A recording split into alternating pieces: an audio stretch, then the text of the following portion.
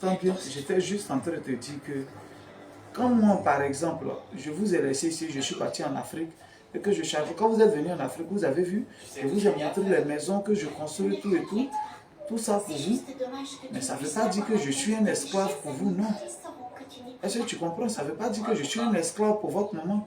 Mais moi, je travaille pour que demain, quand vous venez au pays, vous ayez un toit.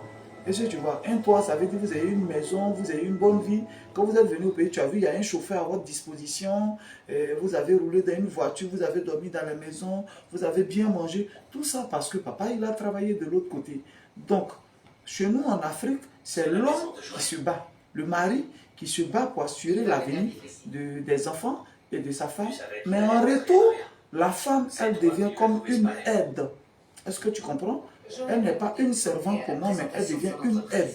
Est-ce que tu comprends? Donc, c'est-à-dire, moi, je veux manger. En Afrique, l'homme, c'est lui le chef de la famille. Est-ce que tu comprends? C'est pas comme chez vous, les Blancs, ici, où vous faites... c'est-à-dire, l'homme est égal à la femme. Non. Tu es une Africaine et tu es bêtée. L'homme et la femme, les deux ne sont pas égaux. Tu as compris bien ce que je dis?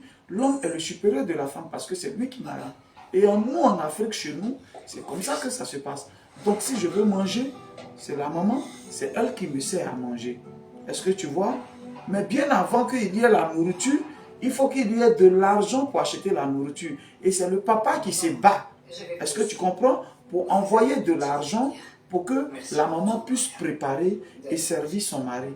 Je suis son mari, ce n'est pas ma servante, mais c'est notre culture, c'est notre tradition qui dit que la femme, même si tu veux, il faut être ministre demain, si tu veux, il faut être maire, il faut être député. Mais une fois que tu arrives à la maison, parce que si tu m'as posé cette question, ça veut dire que tu n'es pas une petite fille. Ça veut dire qu'il y a beaucoup de choses qui te passent par la tête, donc je prends mon temps pour t'expliquer. Tu comprends? Même si demain, toi, tu deviens ministre, tu deviens présidente, tu es présidente dehors dans ton bureau. Une fois que tu arrives à la maison, tu es la femme d'un monsieur. Ok? Demain, ton mari, toi, il est ton chef. Donc, quand tu arrives, tu enlèves ton manteau de présidente ou ton manteau de premier ministre. Et là, ton mari, tu lui sers à manger. Tu lui dis, mon mari, est-ce que je peux t'envoyer à manger? Tu lui sers à manger. Ça ne veut pas dire que c'est la servante, non. Mais ça veut dire que tu respectes ton mari. Ça veut dire que tu donnes la place à ton mari, ok? Ça ne veut pas dire que tu es une servante. Maintenant, si le travail, il est trop, il est beaucoup, on peut prendre une servante, une fille de ménage pour aider maman. En Afrique, quand vous êtes venu, quand tu es venu à la maison, il y avait une fille de ménage. Tu vois, là-bas, c'est en Afrique. Mais ici, il n'y a pas, on n'est pas nombreux. Donc, on ne peut pas avoir une fille de ménage. Donc, elle fait le plus qu'elle peut faire. Tu as une autre question à me poser? Non, vas-y, est-ce que tu as bien compris ce que j'ai expliqué? Hein?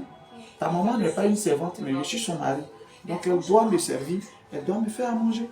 C'est comme ça que ça se passe chez nous, les Africains. Ok? Ok? Tu as bien compris? Et si toi, tu deviens... Excuse-moi, si toi, tu deviens grand, la vaisselle, c'est toi qui l'as fait. C'est toi qui dois laver les assiettes. Atito se lève le matin, lui, il doit nettoyer la maison. Papa, lui, il court pour aller chercher de quoi pour vous vêtir, pour vous habiller, pour payer votre école, pour assurer votre avenir, parce que vous devez avoir une maison, vous devez bien vivre, vous devez aller dans de bonnes écoles. Ça, c'est papa qui se bat pour faire ça. Tu vois, pour que vous partiez à l'école, pour que vous soyez toujours joli, vous soyez bien habillé. Par exemple, pour ton anniversaire, ta maman est sortie hier pour aller chercher une salle qu'elle doit louer pour ton anniversaire. Mais c'est papa qui a donné l'argent. Et ta maman, elle est allée faire les courses. C'est comme ça. Donc, papa, il a son rôle qu'il joue et maman joue un rôle. Parce que nous sommes les Africains. Donc, ta maman, c'est ma femme. Hier, tu m'as demandé, entre maman et tes enfants, tu choisis qui? Je t'ai dit quoi? Je t'ai dit que je vous choisis vous deux parce que j'aime votre maman qui est ma femme.